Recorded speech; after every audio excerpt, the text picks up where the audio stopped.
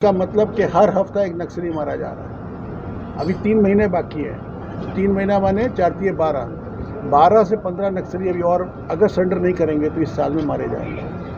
और जितने लोग मारे जा रहे हैं उसके 3 गुने लोग सरेंडर कर रहे हैं। जैसे आज भी आप देखेंगे 10 लोग सरेंडर किए। 31 दिसंबर 2025 वो दिन होगा जब झारखंड पूरी तरह से नक्सल मुक्त हो जाएगा। ये हम नहीं कह रहे हैं बल्कि झारखंड के डीजीपी अनुराग गुप्ता खुद कह रहे हैं। दरअसल आज चाईबासा में सुरक्षा बलों के समक्ष 10 नक्सलियों ने एक साथ हथियार डाल दिया, आत्मसमर्पण कर दिया, या फिर आप कह सकते हैं कि सरेंडर कर दिया। इसी को लेकर आज डीजीपी अनुराग गुप्ता जब चाईबासा पहुंचे तो इसकी जानकारी देने के लिए उन्होंने प्रेस कॉन्फ्रेंस आयोजित की और प्रेस कॉन्फ्रेंस के माध्यम से उन्होंने पूरी बात बताई है, जहां उन्होंने कहा है कि 31 दिसंबर 2025 वो दिन होगा जब झारखंड पूरी तरह से नक्सल मुक्त हो जाएगा। उन्होंने तर्क देते हुए कहा कि हम ऐसे ही ये नहीं कह रहे हैं कि 31 दिसंबर 2025 के दिन झारखंड नक्सल मुक्त हो जाएगा। इसके पीछे एक आंकड़ा है। आंकड़े के हिसाब से हम ये कह रहे हैं कि 31 दिसंबर को झारखंड नक्सल मुक्त हो जाएगा। उन्होंने कहा कि झारखंड में हमारे जवान लगातार नक्सलियों और उग्रवादियों के विरुद्ध कार्रवाई कर रही है, जिसमें अब तक कई बड़े नक्सली को मार गिराया गया है, तो कई ने आत्मसमर्पण कर दिया है। आपने देखा होगा कि कल भी गुमला जिले में एनकाउंटर हुआ, जहां एनकाउंटर में JJMP जो कि एक उग्रवादी संगठन है, जिसके 3 उग्रवादियों को सुरक्षा बलों ने मार गिराया। इसके लगभग 1 महीना पहले गुमला जिले के ही कमडारा थाना क्षेत्र में एनकाउंटर हुआ था, जहां PLFI जो कि एक PLFI जो है उग्रवादी संगठन है, प्रतिबंधित उग्रवादी संगठन, जिसके एक सब जोनल कमांडर को सुरक्षा बलों ने मार गिराया था। इसके अलावा चाईबासा जिले के सरांडा जंगल में अक्सर कुछ न कुछ दिनों के अंतराल पे एनकाउंटर की खबरें आती है। एनकाउंटर होता है जहां सुरक्षा बल लगातार नक्सलियों पर आक्रामक रहते हैं और नक्सलियों को मार गिराया भी जाता है।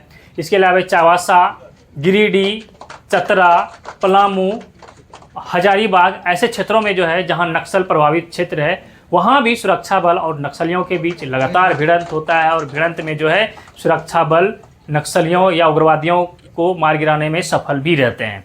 तो डीजीपी ने कहा कि इसी का नतीजा है कि अब या तो डर से या तो फिर आत्मसमर्पण नीति के तहत माओवाद या फिर उग्रवादी आत्मसमर्पण कर रहे हैं। डीजीपी ने यह भी कहा कि अब तक जो बड़े नक्सली मारे गए हैं, तो उससे ये साफ हो जा रहा है, उस आंकड़े को अगर देखें तो ये अब अनुमान लगाया जा रहा है कि 31 दिसंबर 2025 तक झारखंड पूरी तरह से नक्सल मुक्त हो जाएगा। डीजीपी अनुराग गुप्ता ने चाईबासा में प्रेस कॉन्फ्रेंस किया, जहां उन्होंने ये आंकड़े बताए कि कैसे झारखंड नक्सल मुक्त हो जाएगा 31 दिसंबर 2025 को, और आज जिन नक्सलियों ने आत्मसमर्पण किया है उन्हें किस तरह से सरकारी जो योजना है आत्मसमर्पण नीति के तहत उस तरह से उसे जो है कैसे लाभ दिया जाएगा। हमारी पुलिस फोर्स ने एक बड़ी उपलब्धि प्राप्त की है। 10 भूले भटके नौजवान और बच्चियां, आपने खुद देखा होगा उसमें 3 बच्चियां कितनी छोटी उम्र की थी, मुझे लगता है कि 15-18 बरस की बच्चियां हैं। तो इन लोगों ने अपने आप को पुलिस के सामने आत्मसमर्पण किया है और मुख्य धारा में जुड़ने का वायदा किया है। ये हमारे लिए बहुत बड़ी उपलब्धि है, चूँकि हम निरंतर नक्सलवादियों को, उग्रवादियों को ये संवाद दे रहे हैं, ये मैसेज दे रहे हैं, ये अनुरोध कर रहे हैं कि आप लोग मुख्य धारा में आइए, सरेंडर कीजिए। चूँकि झारखंड राज्य की सरेंडर पॉलिसी बहुत ही सुंदर है, बहुत अच्छी है, और आप इसका लाभ प्राप्त कीजिए। अपने परिवार के साथ रहिए, अपने बच्चों की सेवा कीजिए, अपने बच्चों को पढ़ाइए लिखाइए और काम कीजिए। तो आज मैं उम्मीद करता हूँ कि हमारे इस प्रयास से झारखंड का नक्सलवाद और ख़त्म होगा। मैं बताना चाहता हूँ कि दिसंबर 2025 तक, 31 दिसंबर 2025 तक झारखंड में नक्सलवाद पूर्ण रूप से समाप्त हो जाएगा। और यदि मैं इस बात को कहता हूं तो इसके पीछे स्टैटिस्टिक्स है, आंकड़े हैं। हम लोगों ने करीब 32-33 नक्सलियों को पिछले 8 महीने में मार गिराया है। इसका मतलब कि हर हफ्ता एक नक्सली मारा जा रहा है। अभी 3 महीने बाकी है। 3 महीना माने 4 × 12 से 15 नक्सली अभी और अगर सरेंडर नहीं करेंगे तो इस साल में मारे जाएंगे। और जितने लोग मारे जा रहे हैं उसके 3 गुने लोग सरेंडर कर रहे हैं। जैसे आज भी आप देखेंगे 10 लोग सरेंडर किए, तो यदि 15 लोग मारे जाते हैं और 45 लोग सरेंडर करते हैं तो कुल 60 लोग की समाप्ति हम लोग दिसंबर तक कर देंगे।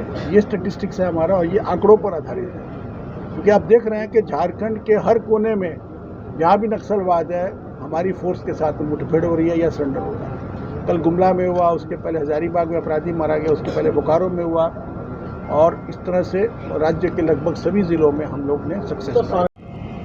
देश भर में जितने राज्यों ने जो नक्सल से प्रभावित है वहाँ पर जो भी रिवार्ड पॉलिसी बनाई है हमारी सबसे बेहतर पॉलिसी है, और हम लोगों ने 1 करोड़ रुपए तक का इनाम शीर्ष नक्सलियों पर रखा है। और वो सिर्फ कागज़ पर नहीं है, जो भी पुलिस अफसर, जो भी इंटेलिजेंस व्यक्ति, जो भी सीआरपी का जवान, जो भी पैरामिलिट्री फोर्स का जवान हमारे इन नक्सलियों को मारने में या पकड़ने में शरीक होता है तो हम लोग उसको तुरंत रिवार्ड पॉलिसी देते हैं, रिवार्ड देते हैं। और दूसरी ओर यदि वह नक्सली सरेंडर करता है तो वो पैसा हम नक्सली को ही दे देते हैं। तो उसके लिए एक बहुत बड़ी एक ये अट्रैक्शन रहती है कि यदि हम सरेंडर कर जाएंगे तो हमारे को वो पैसा प्राप्त हो जाएगा, जिससे कि हम अपना नया जीवन शुरू कर सकेंगे।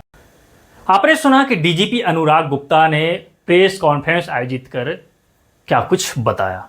चलिए इसके साथ हम ये बताना चाहेंगे कि झारखंड के चावासा जिला वो जिला है जहां सारंडा के जंगल में अक्सर कुछ न कुछ दिनों के अंतराल पे सुरक्षा बल और नक्सलियों के बीच भिड़ंत होती है, और इस प्रकार से आज 10 नक्सलियों ने एक साथ सुरक्षा बलों के समक्ष हथियार डाल दिया, यानी आत्मसमर्पण कर दिया। अब आत्मसमर्पण किए गए सभी नक्सलियों को सरकार द्वारा चलाए जा रहे योजना आत्मसमर्पण नीति के तहत उन्हें लाभ दिया जाएगा, ताकि वो मुख्य धारा में जुड़कर अब अपना एक अच्छा जीवन व्यतीत कर पाए।